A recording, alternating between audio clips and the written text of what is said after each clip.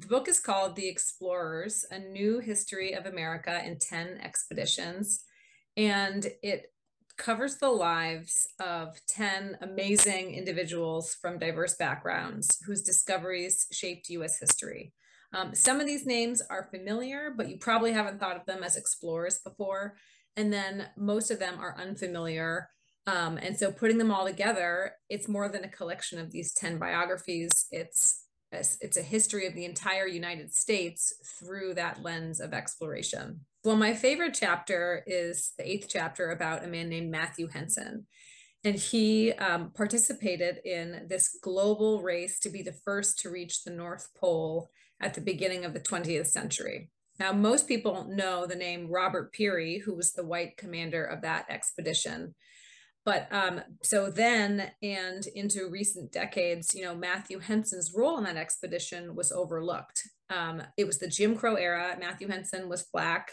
And so white-owned newspapers minimized his contributions, as did Commander Robert Peary.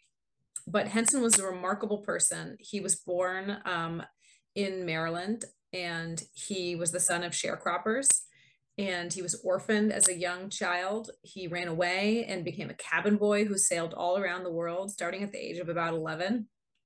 And when he teams up with Robert Peary to go on these incredible expeditions, trying to reach the North Pole, going further and further each year, I think about 7 expeditions in total, he becomes fluent in the Inuit language. He learns how to dog sled. He adapts the ways of the Inuit people to survive in the Arctic. And it's likely that Henson was actually the first person to reach the North Pole.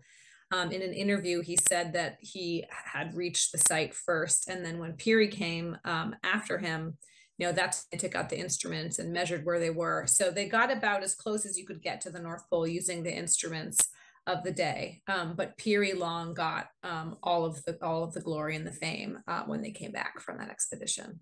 James Beckworth was born into slavery in Virginia around 1800, and he became a mountain man on the Western frontier. So he was an extremely enigmatic, creative, and entrepreneurial figure. He was just at the most exciting places, at the most exciting moments in history.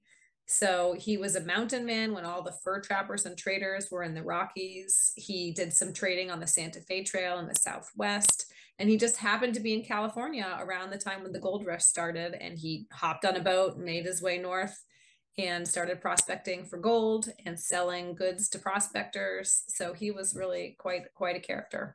Well, so the first part of the book, the first 5 explorers are just exploring within the United States. So that's at the beginning of the book, you can see there's a map for readers, and it shows the different places that these 5 explorers went. The second part of the book looks at 5 explorers who went beyond the bounds of the United States. So you've got Harriet Chalmers Adams, who's all over South America. You have William Shepard, who's in the Congo. You have Matthew Henson, who's up at the North Pole, and then Amelia Earhart and Sally Ride, who are exploring air and space. But for the explorers who were in the continental United States, one of the first things I got to do when I was beginning research for the book was to take a 2-week trip across the country in the footsteps of the Corps of Discovery, that mission being discussed in the first chapter.